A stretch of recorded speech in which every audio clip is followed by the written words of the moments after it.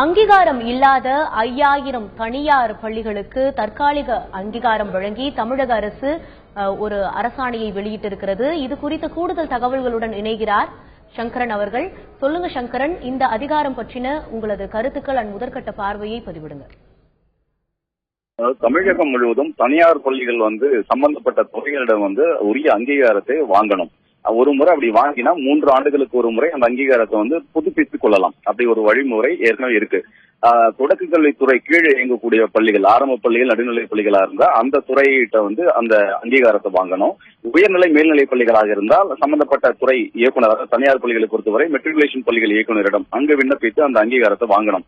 ஆனா இந்த நிலையில தமிழகம் முழுவதும் உரிய இந்த பில்டிங் அப்ரூவல் அந்தந்த மாவட்ட அளவுல அந்த கட்டட உறுதி சான்றிதழ்களை வாங்க வேண்டியிருக்கு. இதுல பல்வேறு பிரச்சனைகள்லாம் இருக்கிறதுனால கிட்டத்தட்ட 5000 பள்ளிகள் அங்கீகாரம் இல்லாமையே இயங்கிட்டு வரக்கூடிய ஒரு நிலை எழுந்தது. குறிப்பாக மெட்ரிகுலேஷன் பள்ளிகள் அந்த இயக்குனர் கட்டுப்பாட்டில் இருக்கக்கூடிய பள்ளிகள்ல 2000 பள்ளிகள், தொடக்க கல்வித்துறையின் கீழ் 2000 பள்ளிகள், அதே போன்று பள்ளி கல்வித்துறையின் கீழ் ஒரு 1000 பள்ளிகள் என 5000 பள்ளிகள், கிட்டத்தட்ட இந்த பள்ளிகள் ஒரு 2 லட்சத்திற்கும் அதிகமான மாணவர்கள் படிச்சுட்டு வர்றாங்க. இந்த பள்ளிகள் அங்கீகாரம் இல்லாமலேயே இயங்கக்கூடிய ஒரு நிலைமை ஏற்பட்டிருந்தது.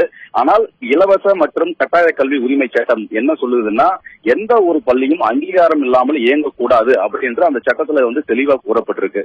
அது போன்று இயங்குவது அங்கீகாரம் இல்லாம இயங்குவது முறைப்படி சட்டத்திற்கு எதிரான ஒரு விஷயம் அப்படிங்கிறது சொல்லப்பட்டிருக்கு.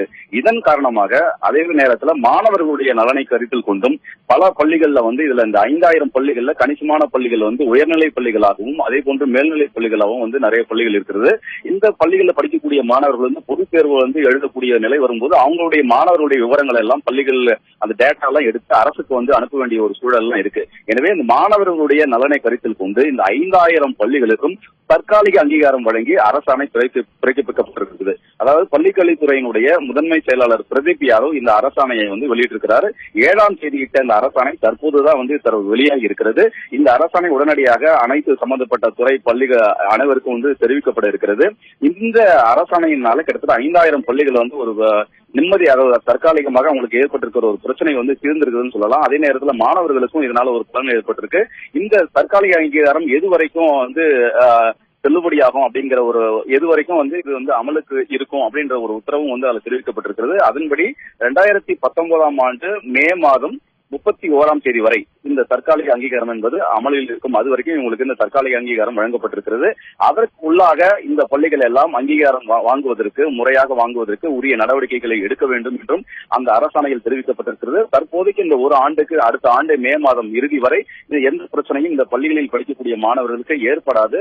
இதனால் இந்த அரசாணையின் மூலமாக 2 லட்சத்துக்கும் அதிகமான மாணவர்களுக்கு ஏற்பட இருந்த பாதிப்புகள் சரி செய்யப்பட்டிருக்கிறது. அவர்கள் பாதுகாக்கப்பட்டிருக்கிறார்கள். இந்த அரசாணை உடனடியாக அனைத்து மாவட்டங்களுக்கும் உரிய அலுவலர்களுக்கு அனுப்பி சம்பந்தப்பட்ட பள்ளிகளுக்கும் அனுப்பப்பட இருக்கிறது.